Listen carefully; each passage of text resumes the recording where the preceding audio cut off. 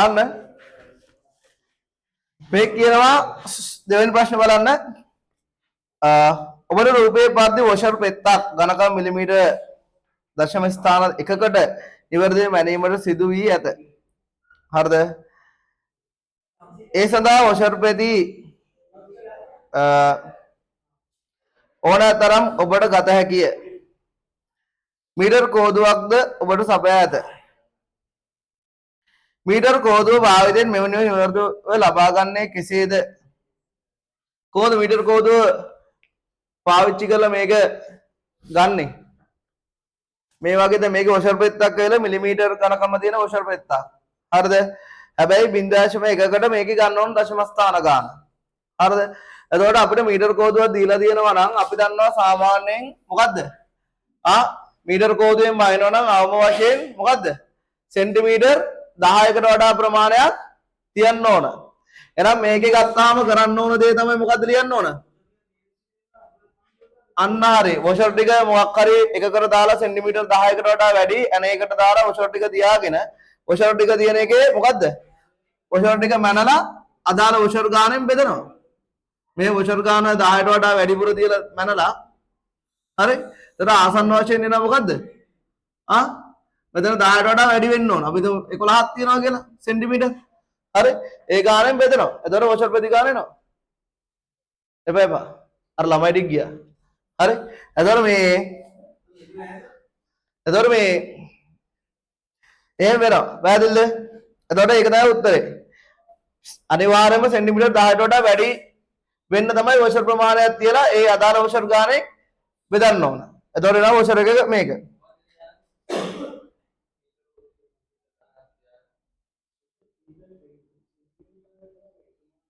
හරි. ඊළඟට මේක ගන්න මෙම කාර්ය සඳහා ඔබට ආම වශයෙන් වොෂර් පෙති කීයක් අවශ්‍ය වේද? දැන් අපි තිබ්බොත් එහෙම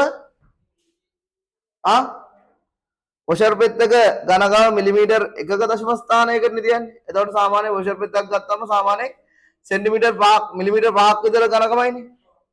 එතකොට වොෂර් පෙති 20ක් 30ක් වගේ ඕන. පැහැදිලිද?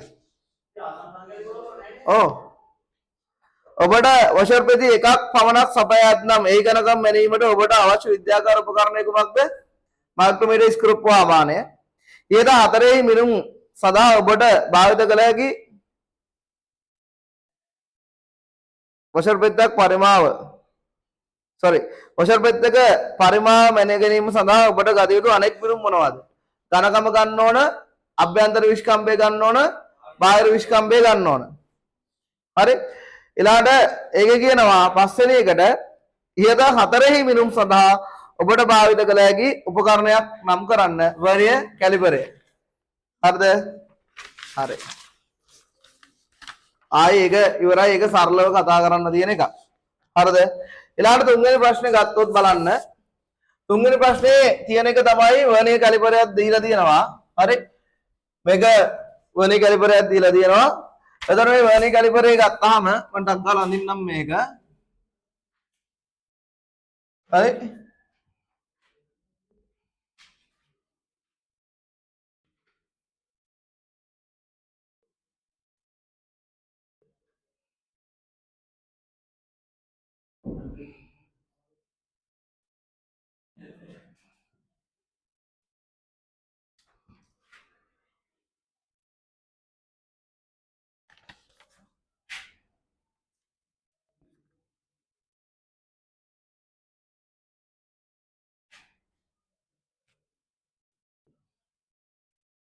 හරි.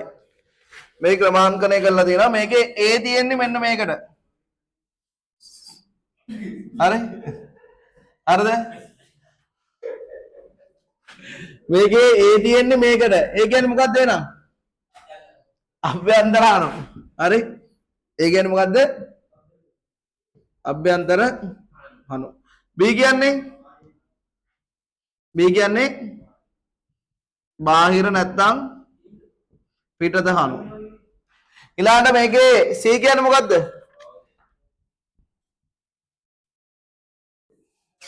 ඊළඟට D කියන්නේ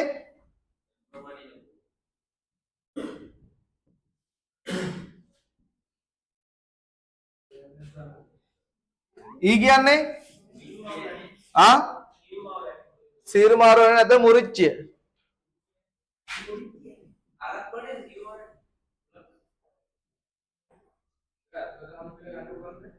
ආ කොහොමද? අතුලට අනු ගන්න පුළුවන්.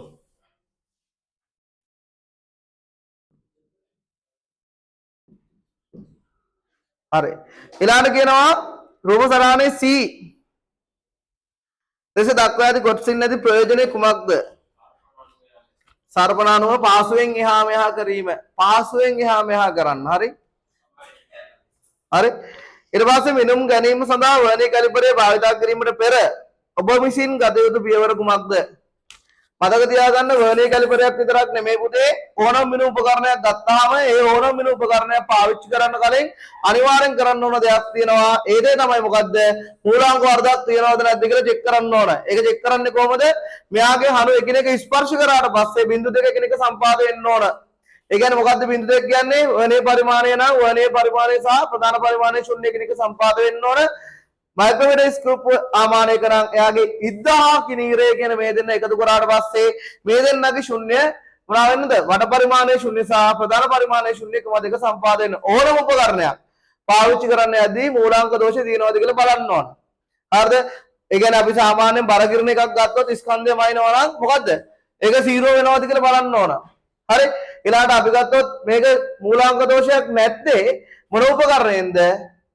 චලාන්වීක්ෂය විතරයි මූලාංක දෝෂයක් නැත්තේ. ඇයි එයාගේ රීඩින් එක ගන්නෙ අඩු කිරීමකින්. හරි? අන්තරයකින් තමයි ගන්නෙ චලාන්වීක්ෂය. මුල් එකක් අරගෙන ඊට පස්සේ ආයෙ තව එකක් අරගෙන ඒ දෙන වෙනසෙන් තමයි මොකද්ද? විස්කම්භම ඉන්නේ. එතකොට ඒකෙන් ද චලාන්වීක්ෂය ගන්න ඕනේ නෑ. හැබැයි අනිත් හැම උපකරණයක මූලාංක වරදක් තියනවාද කියලා බලන්න ඕන. පැහැදිලිද? හරි. ඊළඟට කියනවා මිනුම් ගැනීම සඳහා වර්ණී කැලිපරයක් භාවිත කිරීමට පෙර එක කිව්වා රූපයේ පෙන්වා ඇති වස්තුව A හා B සිලින්ඩර කොටස් දෙකකින් සමන්විතය. සෑම මිනුමක්ම සෙන්ටිමීටර් 1කට වඩා වැඩි වන අතර සෙන්ටිමීටර් 10ට වඩා අඩු බව දී ඇත. හරිද? සෙන්ටිමීටර් 1කට වඩා වැඩි 10ට වඩා අඩුයි. ඊළඟට කියනවා වාදනයේ පරිමාව V සඳහා ප්‍රකාශනයක් දී ඇති සංකේත ඇසුරෙන් ලියන්න. භාජනයේ පරිමාව V සඳහා. හරි? කොහොමද ගන්න මෙයාගේ? දැන් භාජනයේ කොහොමද තියෙන්නේ? භාජනයේ තියෙන්නේ මෙන්න මෙහෙම.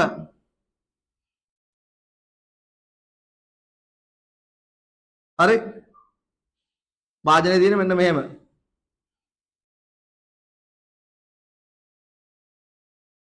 හරි? මෙයාගේ තියෙනවා D1. මෙයාගේ තියෙනවා D2. හරි? මේකේ තියෙනවා H2. මේකේ තියෙනවා H1. එහෙනම් මේකේ පරිමාව කියන්නේ භාජනයේ පරිමාව කියන්නේ මොකද්ද? මුළු ඔක්කොගේම වර්ගඵලය වැඩි කිරීම උසනේ. එහෙනම් අපිට ගන්න පුළුවන් පරිමාව කියන්නේ කුඩා සිලින්ඩරය ගත්තොත් කවුද? 5D1 වර්ගයේ බෙදීම 4H. ඊළඟට විශාල සිලින්ඩරේ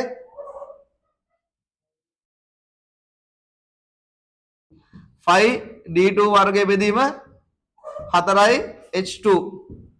එහෙනම් දැන් මොකද කරන්නේ? මේ දෙන්න එකතු කරනවා. මුළු පරිමාව මෙතන 5D1 වර්ගයේ බෙදීම 4 H1 ධන 5D2 වර්ගයේ බෙදීම H2 බෙදීම 4 දෙන්නගෙම 4 පොදුයි 5 පොදුයි. හරි? එහෙනම් D1 H1 H2 දෙන්නේ. හරි? D1 වර්ගයයි H ධන D2 वर्ग H.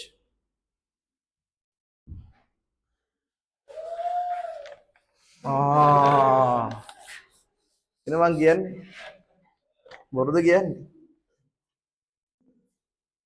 Ini kan sumbi kayak scene එකක් ආවේ. හරි ඒවා තියෙන්න පුළුවන් ගාන්න කවලම් වල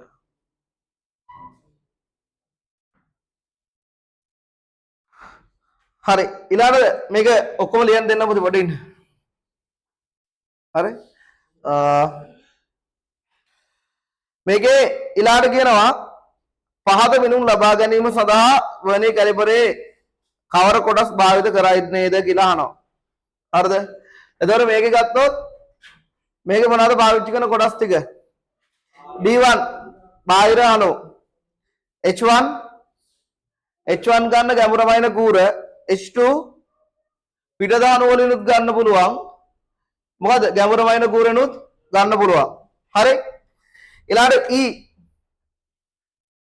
ගත්තොත් මේ කියන රූපේ මෙතන ලියා ගන්න ඕනේ. හරි ලියා ගන්නටක් ගන්න.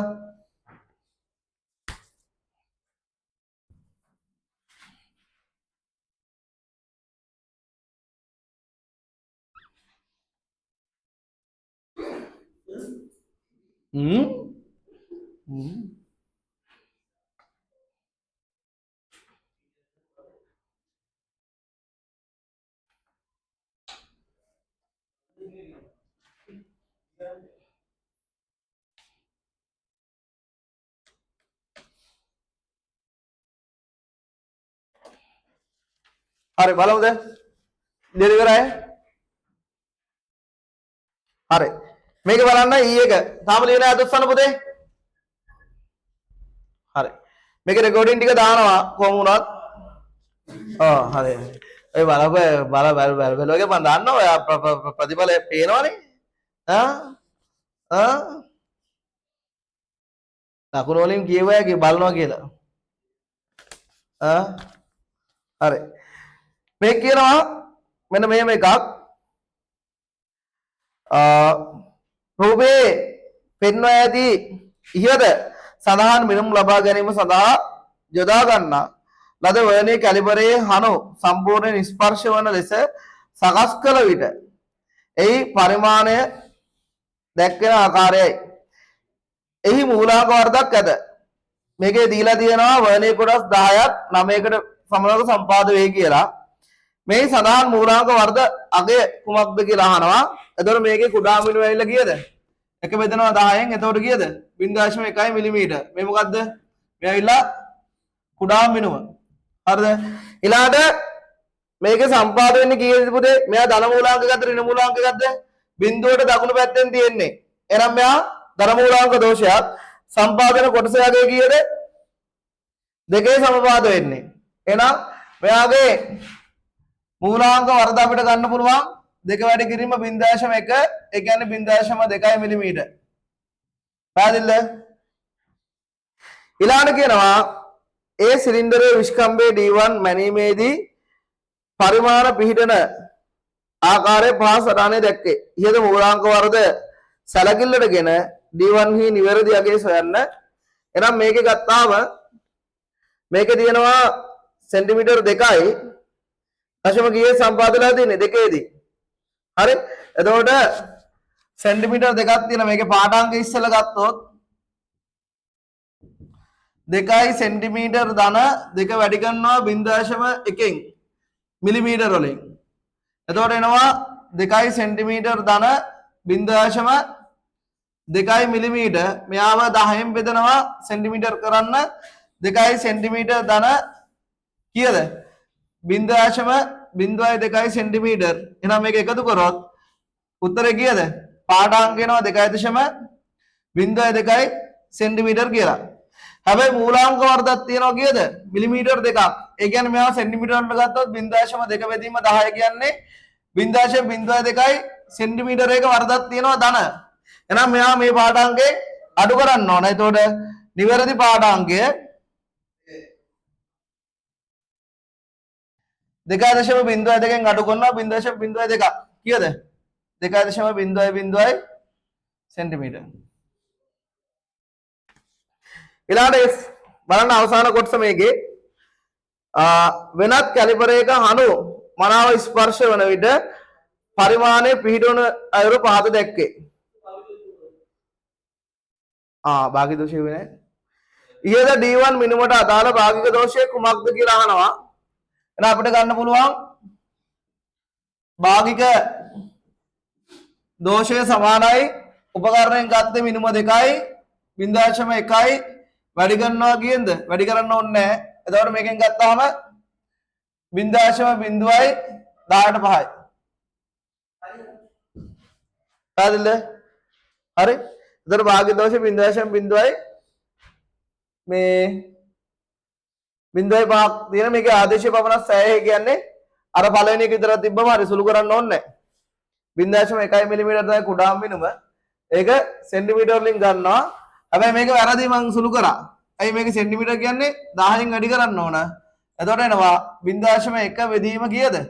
20. ඒ කියන්නේ 0.0යි 10ට නෑ 0යි කීයද?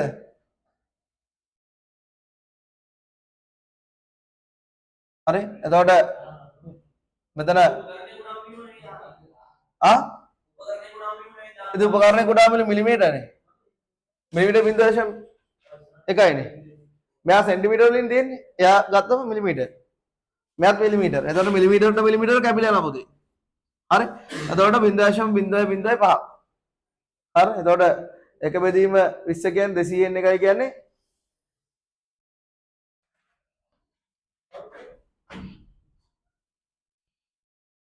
බිඳුවයි